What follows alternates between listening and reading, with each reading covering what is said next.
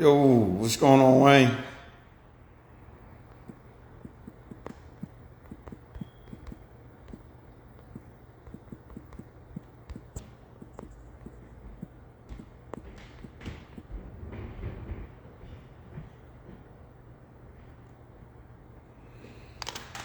Hey, what's going on, everybody?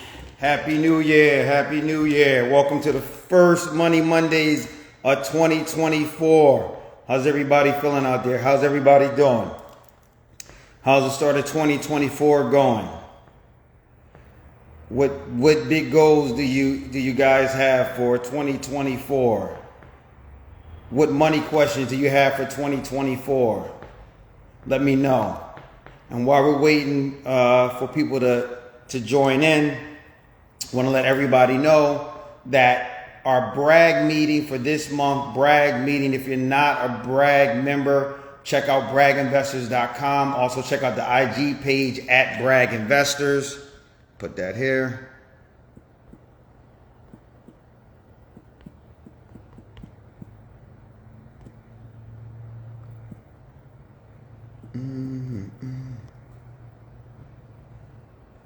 What's going on? What's going on?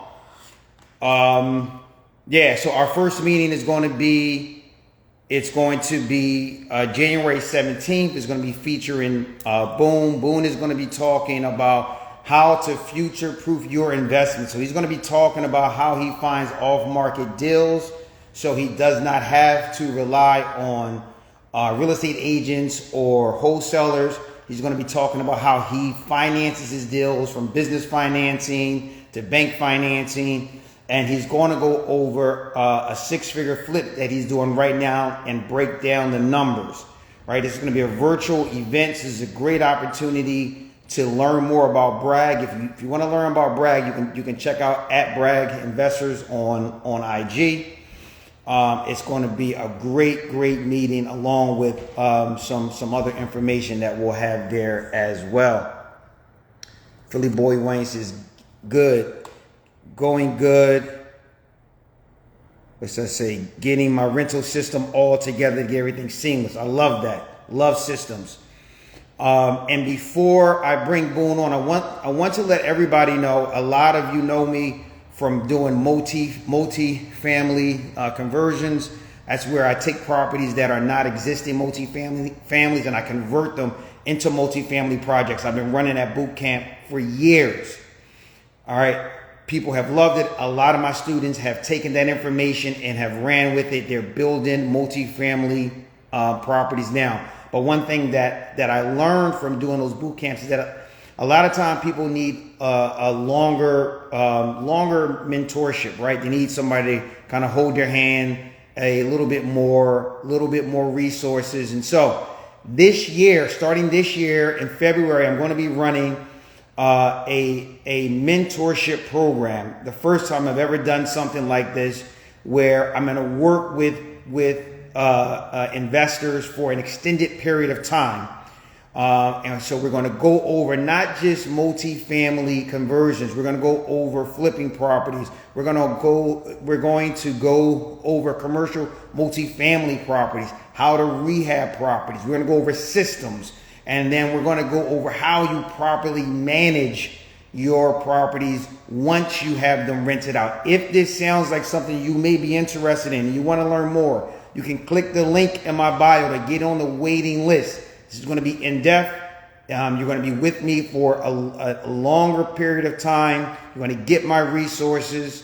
It's going to be with the goal. The ultimate goal is to get everybody that comes into this program, to get them purchasing a property. This is not just for you to learn and go out and do it on your own. We want to see you actually buy the property by the time you're done with this program. So if this sounds like something that's interesting to you, then click the link in my bio. All right. With no further ado, we're going to bring this young man on, man.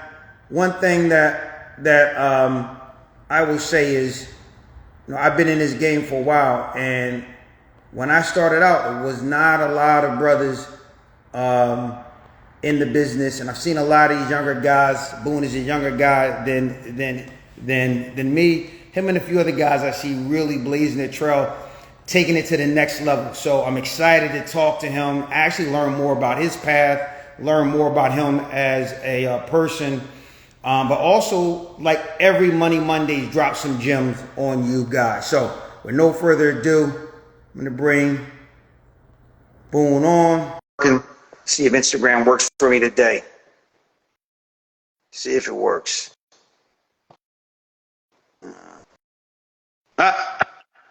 There he is. Hey, what's up, man? How you feeling? What's going on, bro? How's things going? Everything's Hey, going amazing. How you feeling, bro?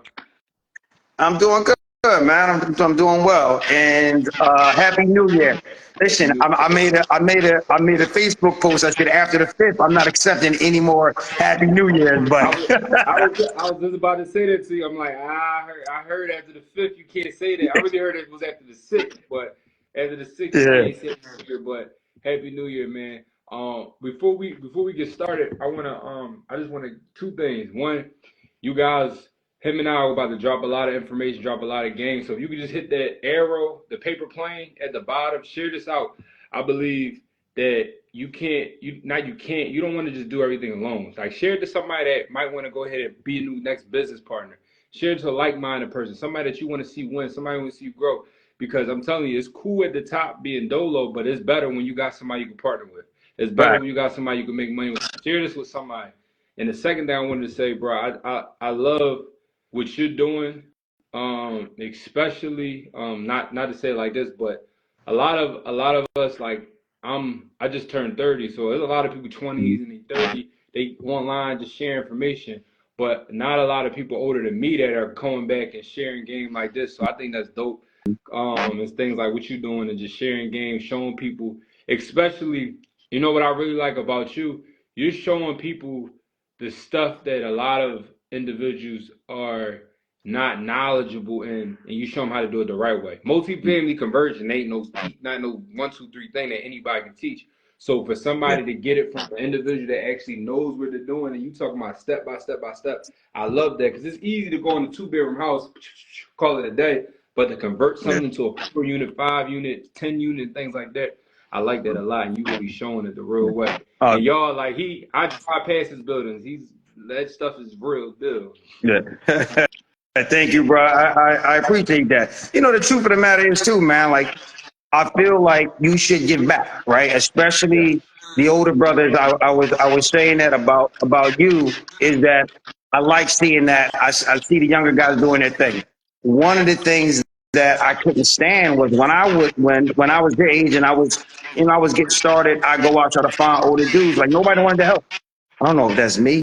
It's like just some weird feedback, but like nobody wanted to help, and they act like they wanted to keep all the information.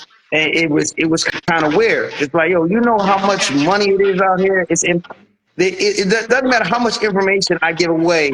It's so much opportunity out there. It takes nothing from you. What the hell is this thing? Do you hear that noise? Or is that just I hear you clear. I hear you clear. okay? Yeah. All right, I'm gonna just have to deal with that. But so I wanna jump into it, man, because honestly, I know we crossed paths a few times. I don't know a lot about your background.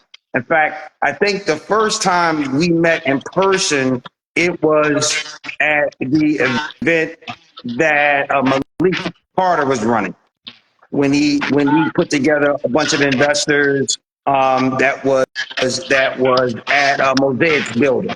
Oh yeah, yeah. Yeah, I think that's the first time that you and I crossed paths. So can you give us a little background about how you got started and real estate and what that path was like? Oh yeah, for sure. So for those that don't know, my name is Derek Boone.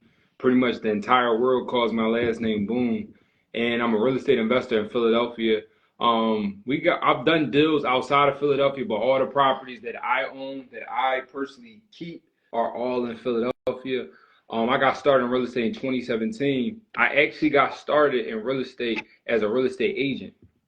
And I tell people this all the time, but they think I just started out investing. I don't know why, but I started as a real estate agent. And one of the reasons why I started out as a real estate agent, because before, unlike other individuals, before I got into real estate, I went to college. They kicked me out. My GPA was a .8. Like I was just not going to class. All the stuff that not supposed to be doing. And I worked at a retirement home. I was making like $10 an hour at a retirement home, and my credit was like 500. So, and my parents not rich. So I didn't have a corporate background. I don't have a college degree. Don't have rich parents and bad credit. So I remember just being at that job. I was dietary, so I was serving elderly people, and I was like, yo, I gotta figure something out based on I don't have any credentials. And real estate was always something I was like just from, watch AGTV, watching things like that. And what really put it together for me, my grandma, she also like sparked real estate in me too as well. But when I was looking, like trying to figure out my next move, that didn't require a lot. Didn't require a degree, didn't require all this, didn't require that. So I was like, okay, that's the lane. But what really, really put it together, I'm gonna be honest with you, you know Anthony Lee? Yeah. Yeah. Anthony Lee had a home buying seminar. I went to the home buying seminar, just learn how to buy an investment property. And he had a different type of home buying seminar. He was like, how to buy a duplex, how to buy a triplex. So I went to that. And because, you're thinking that's multifamily investors, that's really how you make things happen. I went to that and I was talking to him, pulled him to the side because I was reading books and different things. And he was like, I think you should give this a shot. I'm like, bro, what you think I'm here for? He's like, no, I really think you should give this a shot. And I'm like, I'm not catching what he's saying. He said, I think you should get an agent a shot. He said, the way you approached me, how professional you was, how serious you were, like you were believable. I think you should give this a shot. So me, I'm not a person that's going to, if someone's telling me something, I'm going to listen. If you're in a better position than me, I'm going to listen. Even if you're not in a better position, I listen to everybody. So when he said that, I was like, yo, let me get this a shot. I instantly signed up for Temple Real Estate School. Went ahead and did that for like 2 or 3 months. Did that, but the problem was I failed my real estate exam, the state test.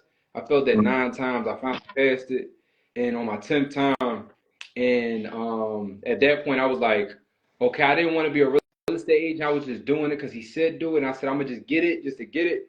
But I failed so many times. I already spent $1,000 just taking the test, $500, $600, $700, then the books and the classes. So I said I gotta actually make this work, not just do it just to do it. Yeah.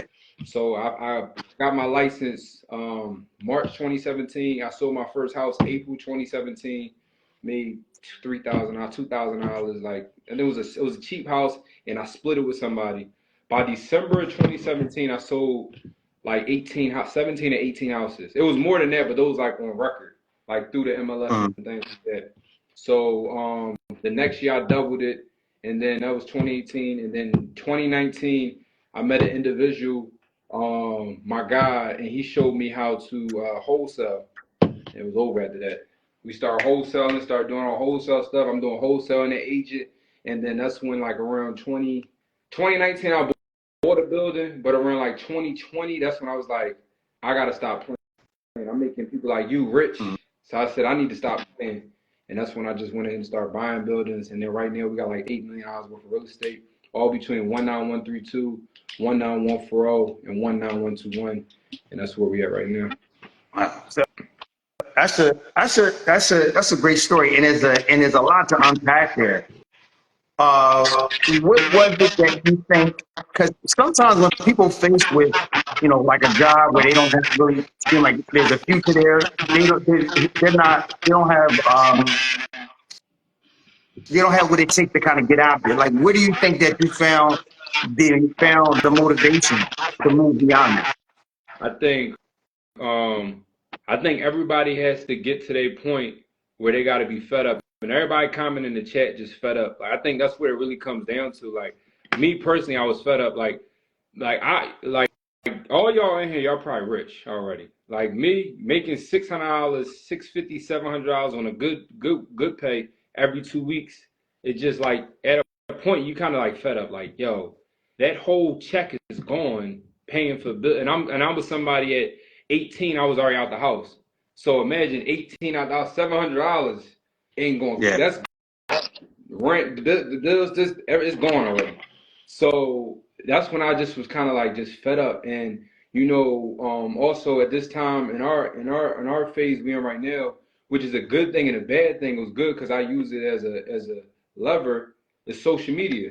Social media can make you feel less about yourself, or it can make you feel like, yo, I need to do more.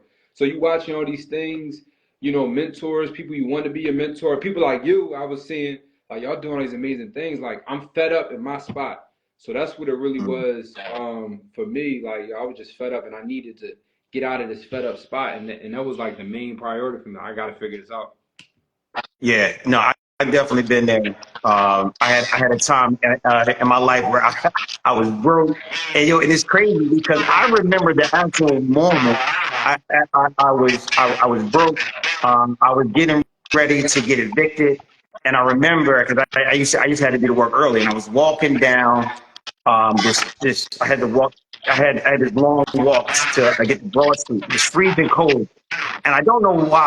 This next part can sound weird, but I was walking, and you know how you walk over a drain? There was a frozen cat in the drain, and there was Dang. something about that frozen cat, and I was cold, and I was broke. I said, "Yo, I can't take this shit no more." I said, "Yo, I'm tired. I'm sick of it." And I made a decision at that moment. I had to undo all of the bad decisions that I made up to that point and move on. So I do agree. At sometimes you have to take those kind of rock bottom moments or those moments that people generally let break them, push it. All right. And I think also, Go ahead. I just want to piggyback what you said. I think a lot of times the real reason why, I don't say the real reason, but one of the reasons why people don't really get to the next level or start what they really want to start is because they're looking for more of the pleasure than the pain. So like, if you buy this property, you're going to be able to make extra money where you can go to Miami during the weekend. That's pleasure. Me going to Miami is not really going to make or break my life. But if you say you buying a property is now going to have you enough cash, we make $500 in cash flow. That's enough cash flow so where you don't have to worry about your car getting repoed anymore because now your car payment is covered. Someone that almost got their car repoed is going to hit a lot different. Now I got the real passion to really actually go ahead and put this together. Like if I tell you right now, yo, if you go ahead and call me at 3 o'clock, I'm gonna show you how to make some money. Or if you have a toothache that's killing you, I'm talking about really killing you, call me at 3 o'clock, I'm gonna show you how to get rid of it. 3 o'clock, you 2:59, you're gonna be on my line. So I feel like people use pleasure. I can do all these great things when I try and bet on myself versus I can get out of my situation when I bet on myself. For me, I was able to get out of my situation, and like what you said, the story. I remember I worked. My job had overtime where when it snowed, you could shovel the snow. So I basically stayed in my job for a week. Like you had to shovel overnight because the elderly, the snow had to be gone before they woke up in the morning. So it kept switching every week. So I was shoveling all night long. You was getting like 24 hours an hour. So long story short, at the end of the 2 weeks, my check was like $1,500. But I lived at the job for 2 weeks because I was staying there shoveling while it was a snowstorm. I remember my manager, her name was Sharon. I remember like it was yesterday. She said, "Yo, your check looks like mine." I said, "But you left at 5 every day. I was here from 7 a.m. all the way to 4 or 5. I stayed at this job." That was the moment for me. It was like, I'm so fed up. I got to get out of this. Like for me to make $1,500 in 2 weeks and I lived at a job and a manager said, "Your check looked like mine, but you just did 8 and skate." I said, "Nah, I'm I gonna got to tell you figure this something though, out." and I don't know if you know this or thought about this. The way what you got out of that situation is not what a lot of people would have got out of the situation. Some people would have looked at that like, "Oh man, all I gotta do is work more hours." Like when I was at SEPTA, I know that's how a lot of guys, that's how a lot of people think. So like I won't take that lightly. Like how you look at the world is not how I would say a lot of people look at the world because they wouldn't have come to that same conclusion. Right. So that's just a big up for how you see things. Right. Because that's what really influences a lot of people. Somebody else would have said, "Man, I just got to do some more overtime," and they'll build their whole life around that, not realizing that they're basically spending their whole life at work they can't even enjoy. Mm-hmm. That's You a know. fact. But I would say like don't look at just trying to get more hours out of the job. How can you get the most time, most money, get the highest and best use out of that hour, out of that time? Like the problem is a lot of people want to figure out how to make more money by doing more things. Now, how can we make the most time, get the highest and best use out of the time we have? And the best thing to do is try to figure out how to make money faster. How we make money faster? We need to increase how much money we make per hour. Because if someone wants to make $100,000 a year, but they go ahead and make, let's say they make $50,000 a year and they want to make $100,000. The thing isn't to go ahead and let me pick up 2, 3, 4 more jobs. The thing is, how can we make the $50,000 in 6 months? By default, it's going to be 100 by the end of the 12 months. So what can we do to increase how much money we're making per hour or per month so we can do that? Real estate is one of the things. You know, so many different avenues. That's a whole nother conversation. But like, I want people on here to understand it's not about working 2, 3, 4, 5, 6, 7 more jobs. It's how can we get higher paying job or higher paying skill set to where we collapse in the time in half. So by default, you're doubling it. Yeah. I mean, what you're talking about, and what I talk about a lot is mindset. So a lot of times, what people think is that they need more money. What they need first is a better mindset, because you're going to never outperform a bad mindset. But while we got everybody here, I want to let everybody know that's watching this live that Boone's going to be speaking at the Brad meeting on January 17th. Right. So if you're enjoying this, definitely check out the link in the bio. He's going to be talking about how to find off-market deals. He's going to be talking about how he finances deals. And then I believe we're also going to be going over a project that he's doing currently and run through some numbers. Yeah, we actually listen to that project next. The cleaners come on Friday. The photographers come on Saturday. That thing is listed on Monday. Yeah. So I wanna talk about, so you said you started wholesaling. So where did the transition come from wholesaling to buy and hold, and what did that look like for you? So I started out real estate agent, then I went to wholesale, then I went to the buy and hold. The reason that it started out for me is because I had a month where I had $60,000 in deals, assignment fees, all closed, and it was crazy because it was in December. My birthday, December 17th. So it all happened in December, and it just was like, damn, like this is crazy. So that was that exact moment. Like I said, I got this concept where like I'm fed up. Let me make something happen. So I didn't like that feeling of starting back from scratch all over again. So that's when I kind of switched to let me start buying and keeping properties and having rental income. So at bare minimum, I got my bills covered. Like everybody's out the gate having $100,000 in cash flow. But like if I got $1,000, $2,000, $3,000 coming in and rent, at bare minimum my rent is covered, bare minimum my mortgage covered, bare minimum my car note is covered. And that's what was that switch for me, because like the thing about doing a whole but only transactions, you're only as good as your last transaction. You gotta eat, you gotta kill what you eat every single time, which is good. You need active income, but also like don't just solely rely on it. Have some other moves, and that's what was for me. Let me start working on some buying whole and having some rentals. And then another piece, one of my Doug Depp. Yeah. So when I was an active agent, when he does his deals, I'll be his real estate agent. So I've sold him houses, I've wholesaled him houses, and I listed his properties and sold it for him. And I remember he bought this property while I knew him, rented it out, refinanced it, made like 6 figures on a refi, was renting it out every single month, and then I sold the property for him as a real estate agent. He made another 6 figures. I said, so keeping these properties, like the money is forever. So that's when I was like, okay, I see what's going on here. I'm like, yo, this dude made 100. I seen him with my own eye. I made 6 figures 2 times on the front end and the back end, and I just made $10,000-$15,000 wholesaling on the property. I'm like, I'm on the wrong side of this, and that's what really kind of started opening it up for me. Yeah, got it. So what kind of deals were you doing when you first started? On like the wholesale stuff or the investor stuff? No, on the buy and hold. Oh, just regular. I was doing 2-bedroom, 1-bedroom. So the first property I ever did was a 2-bed, 1-bath, a full gut renovation. I did that like in 60 days, and I rented it out. I actually still had that property, and that tenant's still in there. And then I was doing a couple, 2-bed, 3-bed houses, and then I switched into multifamily.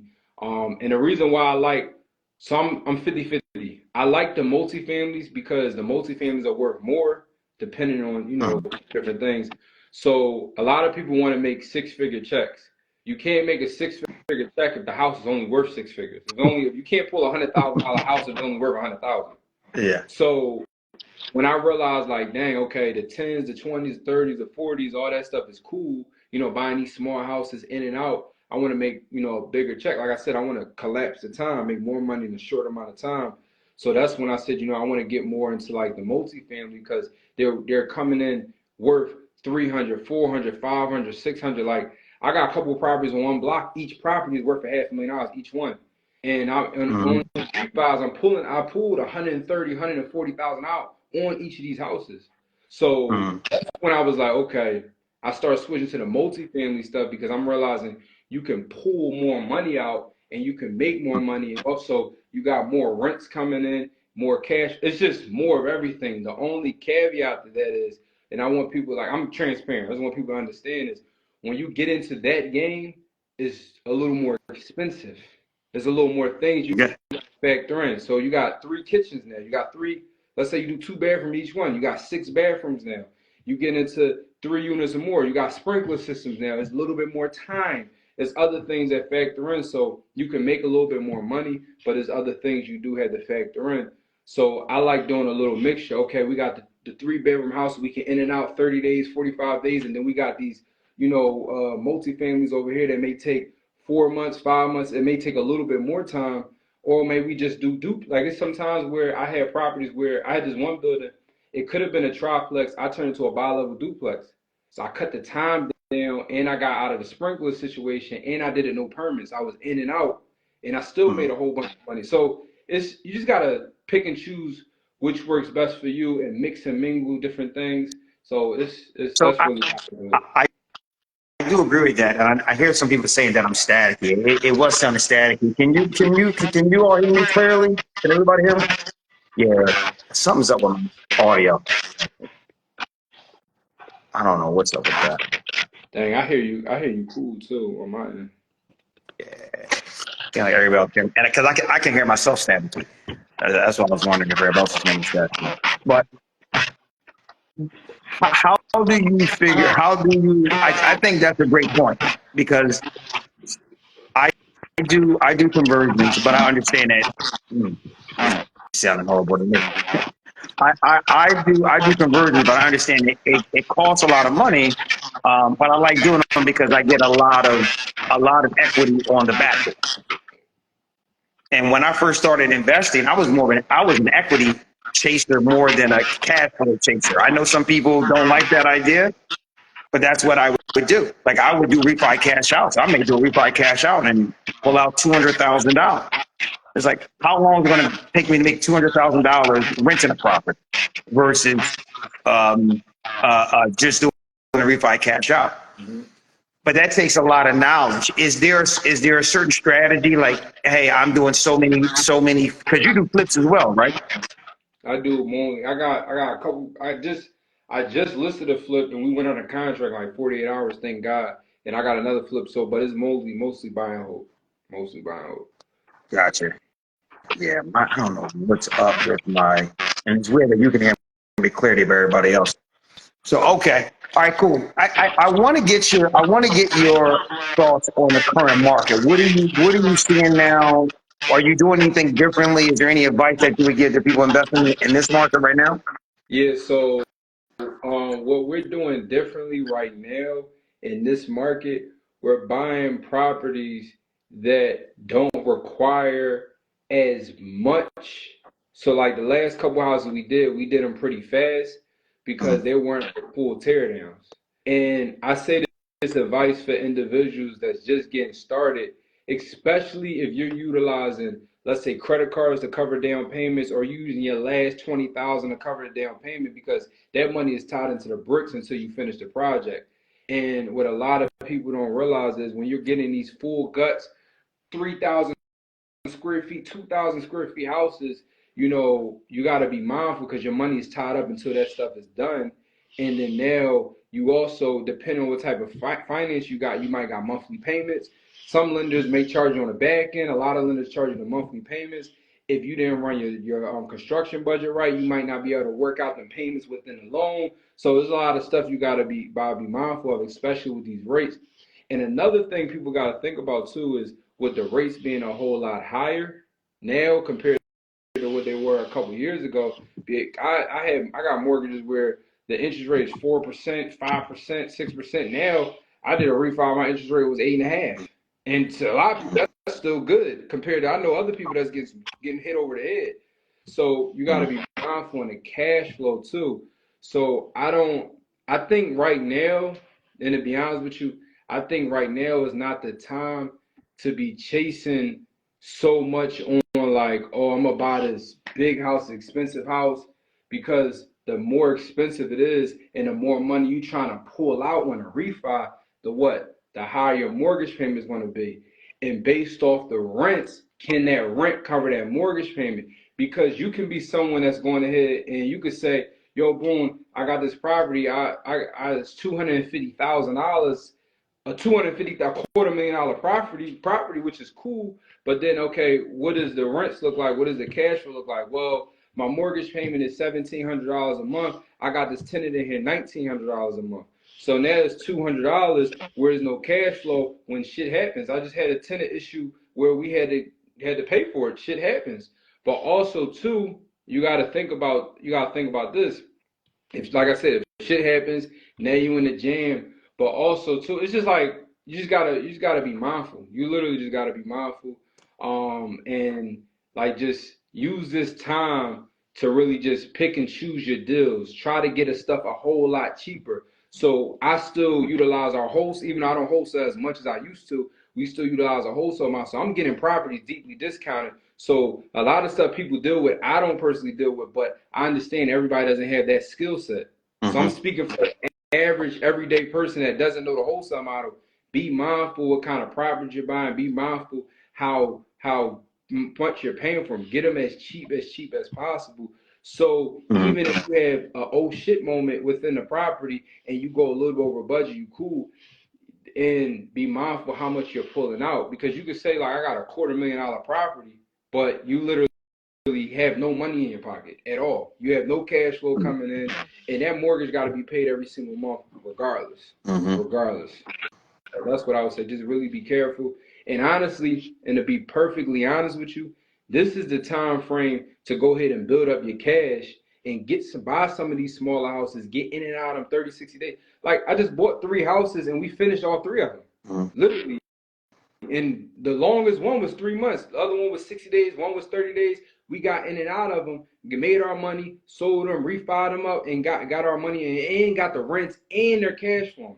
But now it was like use this time to pick up stuff, and then also too, because the market is so, you can look at the stats. The houses aren't selling. Houses aren't selling at all. So you got to be mindful. Okay, now houses aren't selling as fast. Houses are sitting on the market 30, 60, 90, 120, all these days. Okay, maybe it's a good time for me to go after these $100,000 properties, shoot $70,000 offers, $60,000 offers. Maybe they might be only lipstick jobs, cabinets, paint. Now I can go in and get in and out of these houses in 30 days, and now I got my rehab and my purchase price all within the same 100 the guy was trying to sell it for. You can rent the property out for that same $1,700, something like that. Exactly. And then now when you cash up, now when things are maybe in a better position, now you can start doing once you put up. But majority of people on here are brand new investors, so just be mindful of how because it's cool to say like I got a $250,000 property, $300,000 property, $400,000 or $1 million property, but what does it look like on the back end? That's what you got to be mindful of. And I know people that bought, some big stuff, and then they like, I know this one guy, he bought this big property right on the avenue, and he just like, yo, bro, this joint, like this note got to be due every single month. Like this thing is crazy. And also if you're not doing like a government play, like veterans, Section 8, you're doing average rentals, you got to be mindful. How many people really can afford $19, $17, $18, $2,000 a month rent? You brought up a lot of stuff. I hate that it's just so staticky. But you brought up a point. I saw a post, and a lady was going over how she pulled all this money out of the deal, but she neglected to say that one of the big parts of a refinance is that the rents have to be able to service the debt. You have to be able to pay the mortgage. Mm-hmm. And for a long time, I don't think a lot of newer investors knew this. They just thought, hey, if my property is worth this, I can get 75% of that. I can get 70% of that. It's like, no, it doesn't work like that. Can you kind of explain that a little bit?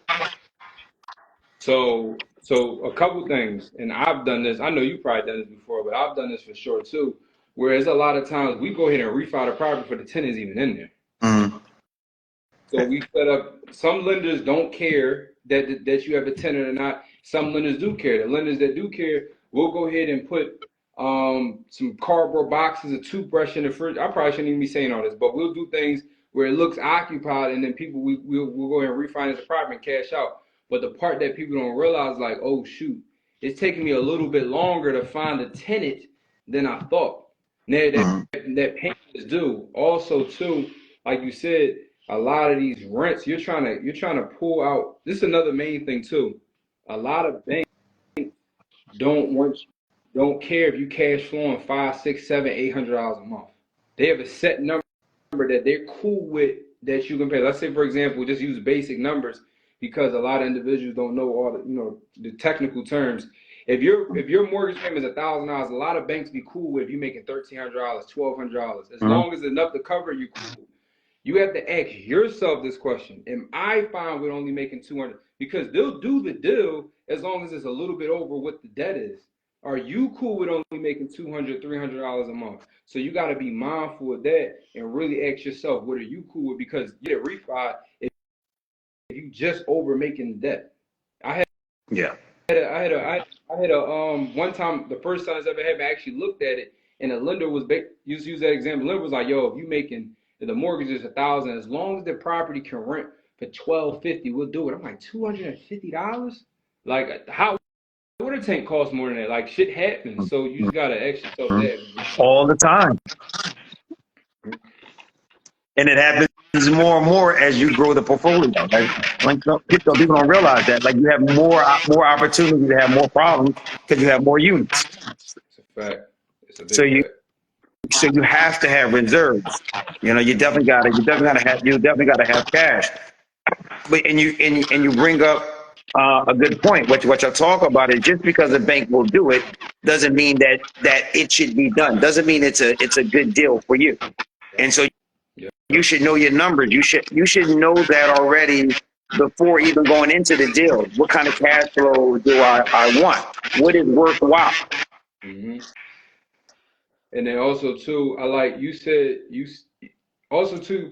I think individuals got to understand what their position is, because you may follow someone that says all they do is flip based on their position. A credit score may be 400. They can't even get a refinance. Then you might talk to someone that only does buy and holds, and they do their buy and hold thing because they have a stream of income coming from somewhere else that's active. So you have to be mindful of your specific situation and not just follow the suit or what they're saying. Because my credit score can be 500. I do a flip every single month because I don't have credit. I can't even get approved for a mortgage. So I have to go ahead and flip. Or I might be a buy and hold investor like, yo, listen, you and I both know a lot of buy and hold investors that still work 9-to-5 jobs. They make $200,000, $150,000. One of my partners on this, me and him just having this conversation today. One of my partners on my property, he works, he has a great job. He makes 6 figures from his job, and he does the house thing on the side.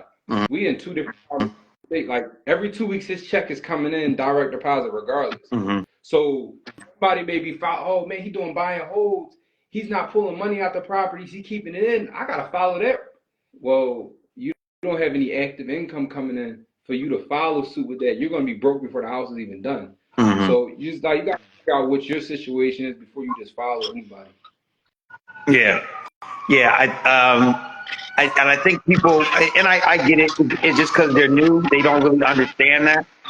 But there is a lot of nuance. And yeah, it's good to be motivated by people. Sometimes people have spouses who make a lot of money. They may not even make a lot of money, but their spouse make a lot of money. And so, yes, they can invest differently than what you can invest. So you just need to understand what your goals are and set your structure up based off your goals. There are a couple of questions that people ask. KCS Plumbing says, what do you guys aim for cash flow on deal? Do you have a number that you try to shoot for? I know a lot of people like do like specific math and like different numbers. I try to double up as much as possible. The mortgage 700, I'm trying to get 1400 or as close to that number as possible. But also too, remember, I think to date 3 properties off the MLS. All our deals is direct to seller. Like I'm the person calling the seller, hey, I would love to check your property out. I would love to buy. So we get these properties super duper discounted. So I'm able to work numbers a little. There's no bake on top. I am the bake. I'm getting it really. I literally just got a property under contract today for $23,000. Wow. I'm getting this stuff dirt cheap. So I'm able to do different things like that. So some numbers like don't move me as much as other people. So I try to double up. Like for example, I got one property. The guy's paying me $1,250. My mortgage payment on that is $720. That's everything. I got another property. My mortgage payment is like $790, is $800. I'm renting it out for $1,550. I got another property. Payment is 23 is some change. I'm getting like 30, not 38. Like, so I'm trying to double up as most as possible. Like I said, all those houses I just said, off market. So I'm getting them a little deeper. Yeah. I mean, my strategy, so everybody try to get a little bit different. Mine's, and I tell people all the time. I mean, I had the benefit of buying real estate back in 2011, 12, 13, 14, 15, right? So I got property that I bought for, 180 grand that's worth $700,000, and I didn't squeeze all the juice out of it. And they're commercial multifamily, so they do cash flow well. So sometimes it's a bit of a timing game too. You're going to do a little bit better when you get into the commercial multifamily space, but you take more risk, right? Insurance costs more. You have more people living in a building. It's more chance for problems. So, but I like the strategy that you're using, and I've been telling people this. I think now where the real opportunities are, and I'm sure you've been seeing this, and I know you don't buy a lot of MLS, but I'm seeing properties come onto the MLS, 50,000. Like I haven't seen that in years. That are not complete guts. Yeah, that's good. So you can get them done, like you said, 60 days, start to finish. And I think one other thing that people don't realize is not every project has to look like HDTV. Not everybody wants that marble this, marble that. Some people just want a clean property that's safe and secure. I learned that the hard way. I'm off that. I learned that the hard way. I'm off that. Yeah, I felt that. That felt real right there. I learned that I'm off that, bro. I learned that the freaking hard way. And then another thing too, the double down on your cash flow thing. Every property you don't have to max the whole 75 or 80%, whatever the bank is going to do. Like I have a duplex. I have a duplex that I own, and the mortgage payment on that, I'm renting each unit for $2,000 each unit. One is 21, one is 2,000. But my mortgage payment on that is 21, 22, some funny number like that. But the thing is, I could have pulled more out on a refi. I said, look, I just need the money I made, and then I just want to pull an extra, like I pulled like $54,000 extra out.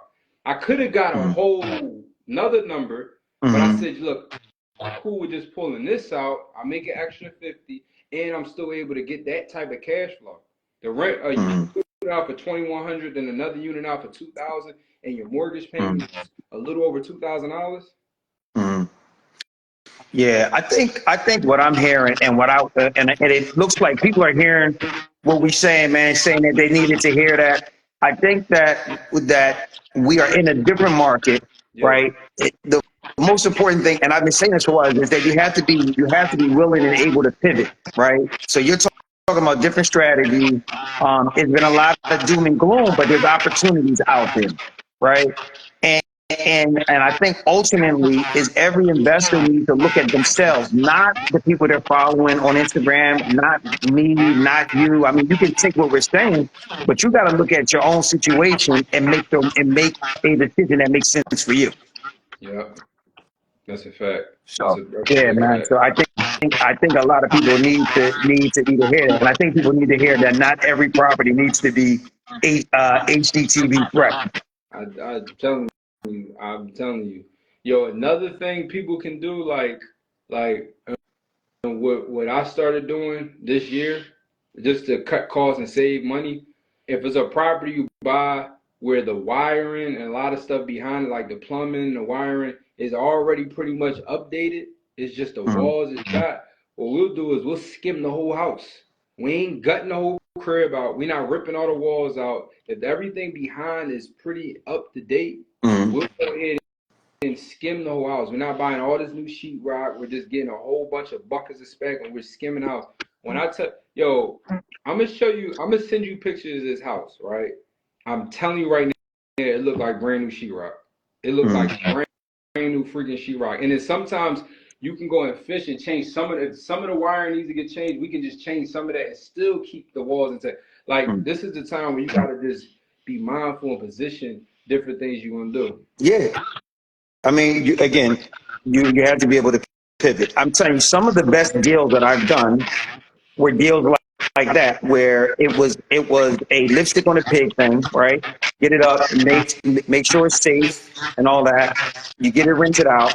Then what I did was when the market shot up, I would go back in, do like a nice little rehab, maybe a new kitchen, nothing crazy, maybe a new kitchen, like redo the bathroom and sell it for even more. It's kind of like what like Doug Depp probably did. But I would do deals like that. Yeah. So so I see somebody. Are you changing out the trim along with this?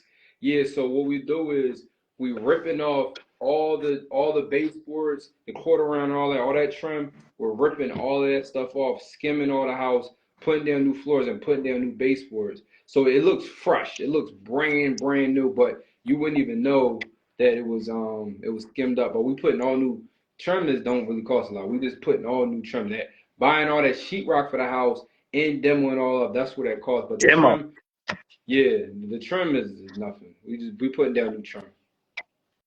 Yeah, yeah, no, I think these are absolute nuggets.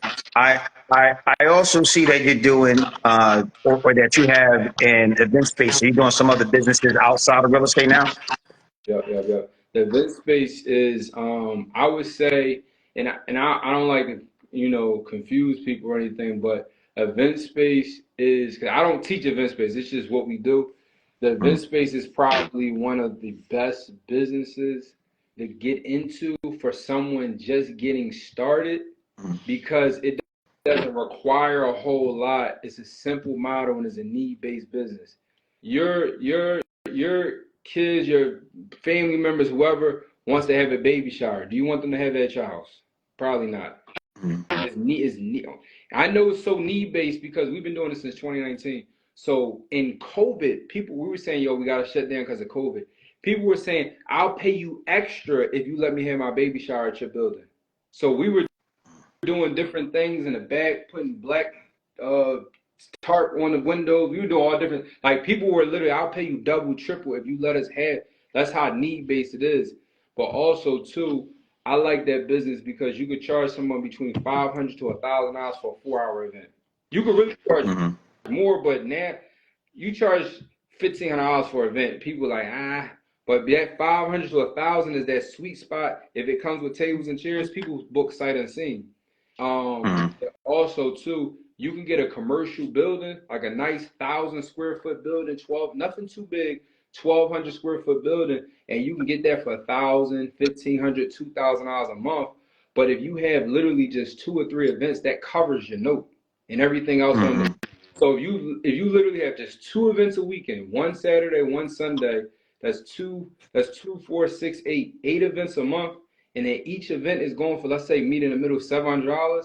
You can make an extra couple thousand. You're not gonna be rich where you about to buy a new mansion, but like the average American says, an extra $1,000 a month will change their life. You can make an extra couple $1,000, and when you only work weekends. Yeah. And then what we do is I give somebody, we got a guy, we give him $50 per event, so he makes sure it's clean, deep clean per event. The tables and chairs are already lined up, so it's like it's simple. I like it because it's simple and it's needed. Everybody needs space to have what they're doing, especially like Thanksgiving. We were booked up on Thanksgiving. They don't have Thanksgiving dinner at their house. They had it at our space. Christmas, people want to have Christmas dinner at our space rather than their house. You'd be surprised. People just repasses. It's a great business. It's a great business. Nice.